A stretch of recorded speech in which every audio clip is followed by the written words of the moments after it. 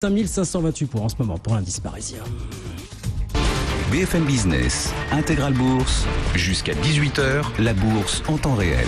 On regarde d'ailleurs, on va retrouver Giovanni Filippo qui est avec nous, membre de la cellule Info d'Experts de Bourse Direct. Giovanni, bonjour. Qu'est-ce que vous inspire ce repassage, si vous me permettez cette expression, hier au-dessus des 5500 points, 5528, qu'est-ce que ça vous dit à court moyen terme globalement, Giovanni ?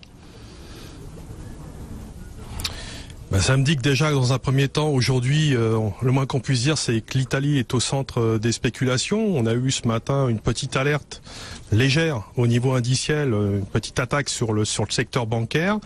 Les valeurs bancaires sont certes toujours dans le rouge, mais elles se sont repris d'une bonne moitié, ainsi que même l'indice italien. On en profite aussi pour recoller, je dirais, à cette fameuse ligne de crête qui nous coiffe, je dirais, depuis maintenant une année, 5525 peu ou prou sur le cash.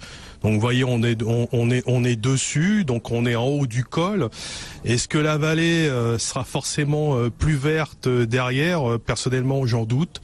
Il y a quand même des problèmes structurels de fond assez importants. La guerre commerciale, pour moi, étant quelque part un symptôme du mal profond qui règne à l'heure actuelle, lié aux inégalités, lié aux divergences politiques et économiques. Ce qui nous sauve, on peut le dire, c'est Wall Street pour l'instant. Les indices américains sont forts et ils sont même plus forts à la suite de ce qui s'est passé depuis le début d'année. Souvenez-vous, on a lourdement corrigé en début d'année. Il y a eu des répliques moins intenses au fur et à mesure pour annihiler cette pression et à la clé établir de nouveaux records. Donc, alors que nous, on tergiverse, je dirais, depuis un an, entre cette zone 5500, 5525, 5002, 5250. Des indices faibles aussi en Chine sur fond de guerre commerciale parce que le Shanghai Composite est quand même proche de ses plus bas. Donc pour l'instant, passer les banques centrales, on peut pas dire qu'il y ait de réels changements. Maintenant, on sent le marché parier et jouer une sortie par le haut. Peut-être 2 ou 3% à la clé sur fond d'accords budgétaires acceptables, je dirais, au niveau de l'Italie. Et mon petit doigt me dit que, vu que les marchés ont tendance à tout normaliser, quel que soit l'accord, je pense que les marchés vont faire en sorte de l'apprécier. C'est un petit peu comme ça pour pas mal de choses ces derniers temps. Donc en stratégie, quoi qu'il advienne, moi j'ai pas vraiment changé mon fusil d'épaule depuis le début de l'année. Je privilégie surtout l'arbitrage. Voilà, j'ignore le bruit, je préfère les drivers techniques et comportementaux. Ça marche quand même pas mal depuis le début de l'année. À court terme, ma préférence est plutôt baissière. Là, les prix vont à l'encontre d'indications techniques. On a des divergences assez flagrantes depuis qu'on a atteint cette ligne de crête. Donc voilà, beaucoup de méfiance de ma part. On voit bien qu'en Europe, de toute façon, la macro est fatiguée. On cherche le second souffle. Cette reprise technique, cette reprise économique, qui s'est affaiblie. On a perdu un petit peu la dynamique, tout comme un petit peu aussi en Asie. Mais comme je vous l'ai dit, ça reste très solide aux USA. Et au niveau de la microéconomie, faudra peut-être attendre peut-être les prochains T3 aux États-Unis dans une quinzaine, 15 jours, 3 semaines, pour voir un petit peu s'ils ont été impactés par la guerre commerciale. Au niveau des valeurs, on voit que les valeurs fortes, notamment du CAC 40, le luxe par exemple, se tiennent mais ne portent plus les indices par le haut. Il y a plutôt de l'appétit pour le risque sur des valeurs qui ont été sanctionnées. On a eu une reprise du secteur bancaire au cours de la dernière quinzaine. Voilà à peu près, si vous voulez, le décor à l'heure actuelle. Donc moi je reste assez méfiant et je n'ai pas vraiment de considération haussière très importante, de l'ordre éventuellement de 2 à 3%. Bon, dans le décor d'un mot, peut-être le pétrole, là, qu'on voit toujours tanker au-dessus des $80, quasiment $82, toujours sur le Brent. Ça vous dit quoi, là aussi, à court moyen terme, Giovanni ? Là, je vais aussi être désagréable, si je puis dire. Sur le long terme, moi, j'ai toujours une perspective de correction sur le pétrole. Donc, je me méfie du consensus haussier actuel, 90, $100 d'ici Noël ou le Nouvel An. Moi, j'y crois pas trop. Néanmoins, les prix montrent que cette perspective s'ouvre, notamment sur le WTI, tant qu'on reste au-dessus de 70 et qui plus est au-dessus de 72, on peut aller cibler les 74,50, voire 78,81. Tout dépendra de l'évolution de ce qui se passe avec l'Iran notamment, et dans le Proche et Moyen-Orient, parce qu'il y a quand même pas mal de tensions. On peut dire que ce scénario serait remis en cause en dessous de 67,50, mais pour vous signifier, moi, ma perspective sur le pétrole, ma préférence est plutôt un retour sur 62 voire 57, certainement en début d'année prochaine. Voilà, il y a aussi, je pense, le rapport vis-à-vis du dollar, un dollar qui reste fort, à mon sens trop fort pour donner une perspective haussière également indicielle haussière plus marquée. On voit que l'euro est sous pression depuis ce matin. Alors est-ce que c'est à la suite de la Fed ou les inquiétudes liées à l'Italie? En tout cas, les cambistes jouent l'un ou l'autre. On aura la réponse, je pense, ce soir, en soirée, on l'espère, une fois que le budget sera conclu. Le budget italien sera conclu, pardon.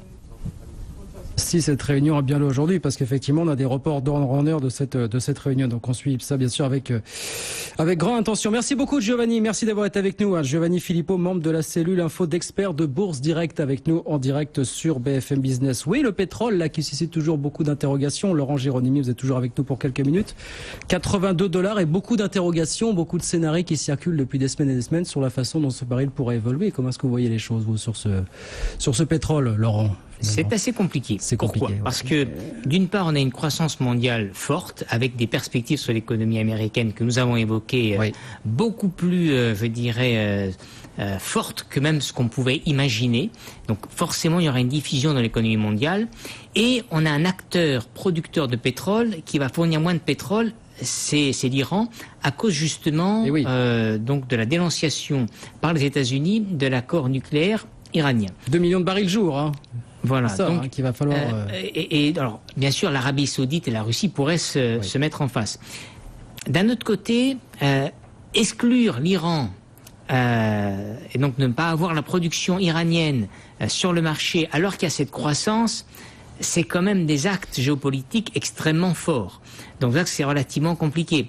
Quand on voit que Israël a quand même été le seul pays à se réjouir de la suppression, en tout cas de la sortie des États-Unis de l'accord iranien, et que là, il y a des tensions récemment entre la Russie et Israël par rapport à un avion russe qui a été abattu en Syrie, que les Russes veulent livrer des missiles S-300. Missiles S-300, ça veut dire probabilité d'atteinte de l'aéronef, c'est des missiles solaires, 100%.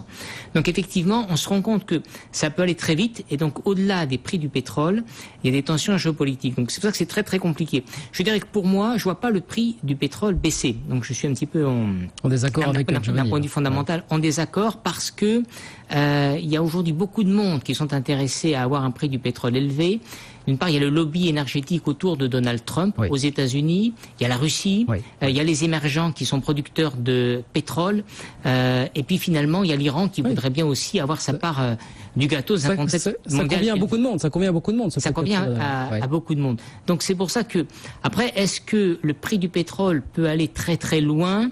Effectivement, si tout d'un coup la croissance mondiale explose et qu'il n'y a pas suffisamment de production, et là il y aurait un phénomène inflationniste. Donc ça intéresse beaucoup de monde à ce que le prix du pétrole finalement suive une progression mais mesurée, et que la Fed puisse agir par rapport à ça sans qu'il y ait une diffusion d'inflation trop importante. Ça convient à tout le monde, ce prix de $80, et puis le fait est qu'on a 2 millions de barils du fait de la disparition entre guillemets de l'Iran de la scène qui sont difficiles à compenser. Voilà.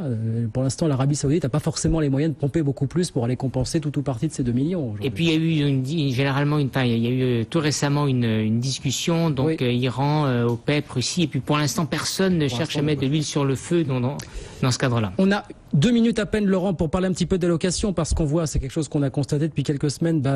Giovanni en parlait justement, hein, beaucoup moins d'appétence pour les valeurs stars d'hier, le luxe à Paris, les GAFA du côté de New York, et au contraire, le retour de certaines valeurs, certains secteurs littéralement massacrés. Vous êtes aussi convaincu que l'heure est venue d'un espèce de changement de cycle, d'une turnover C'est-à-dire qu'il faut se mettre à la place aussi des gérants de portefeuille qui posent des questions entre la valorisation avec les incertitudes et puis... Est-ce qu'on a fait le tour? Voilà, est-ce qu'on a fait le tour? Donc, est-ce qu'il faut privilégier le momentum? Donc, moi, je garde les titres que j'ai en portefeuille et puis, finalement, où est-ce que je peux avoir une une rentabilité qui est pas tellement aberrante. Donc il y a des titres qui sont décotés et il y a eu une pression aussi avec les tensions commerciales. Si ces tensions commerciales finalement se débouclent ou sont plus apaisées, il peut y avoir un retour de confiance et un retour à meilleure fortune.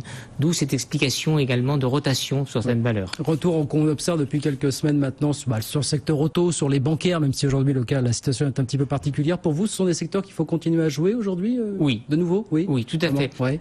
Toujours dans un cadre d'une croissance mondiale qui se tient bien. Oui. Première idée. La deuxième idée, c'est d'une hausse modérée, très modérée des taux d'intérêt à long terme. C'est-à-dire que je dirais que le taux à 10 ans américain, l'année prochaine, je ne le vois pas au-dessus de 3,20%. Voilà, donc il est à 3,07 aujourd'hui, donc on ne va pas avoir d'impact violent du marché obligataire. Donc, les taux américains sont censés, si on s'en tient au calendrier de la Fed, revenir en 2020 à 3,75%. Voilà ce que nous dit la Fed aujourd'hui. Voilà, en 2020. Donc, mais c'est-à-dire qu'il y aurait vraiment une progression de l'économie mondiale. Mais je ne les vois pas, vous voyez, au-delà de 3,20 en moyenne. Sur l'année 2019, c'est vous dire. Pourquoi ? Parce qu'il y a eu quand même ces tensions commerciales qui ont pesé sur les investissements. Oui. Et s'il y a un impact plus favorable dans le reste du monde, ça se ferait plutôt en 2020, voire 2021. Bon, message d'ensemble, plutôt optimiste sur ces marchés actions. On avait nos intervenants qui nous disaient, le fond reste quand même positif. La toile de fond reste quand même positive pour les marchés actions aujourd'hui encore, quoi qu'on en dise. Quoi qu'on en dise. Pourquoi ? Parce que vous n'avez pas de tension brutale sur les taux d'intérêt. Vous avez finalement un prix des matières premières qui reste sous contrôle. Des discours, même si le mot est sorti, plutôt sympathique ou pragmatique des banques centrales, si le mot accommodant est sorti. Qu'est-ce que je peux dire d'autre ? Je dirais une économie américaine qui nous surprend. Qui nous surprend. Donc s'il y a un message très positif à faire passer, c'est sur les valeurs américaines, sur la bourse américaine. Encore 3 ans, au moins 3 ans de croissance, même modérée, mais croissance tout de même du côté des États-Unis. Voilà, c'était le message de Powell hier soir. Merci beaucoup Laurent. Merci infiniment d'être venu nous voir cet après-midi sur BFM Business. Laurent Géronimi avec nous pour analyser cette actualité sur les marchés, directeur de la gestion taux et diversifié chez Swiss Life Banque Privée. Merci Laurent, à très vite sur BFM Business. 15h59, on marque une pause, on va aller du côté de Wall Street dans un instant, retrouver Grégory Volokin. Wall Street dans le vert, pour l'instant on gagne 0,1-0,2%. Sur le Dow Jones et le S&P 500, plus 0,60 sur le Nasdaq. Et puis Paris, quasiment au plus haut de la journée pour l'instant, plus 0,29%, 5528 points. Intégral Bourse revient dans un instant, à tout de suite. BFM Business, Intégral Bourse, jusqu'à 18h, la bourse en temps réel. Ce week-end sur BFM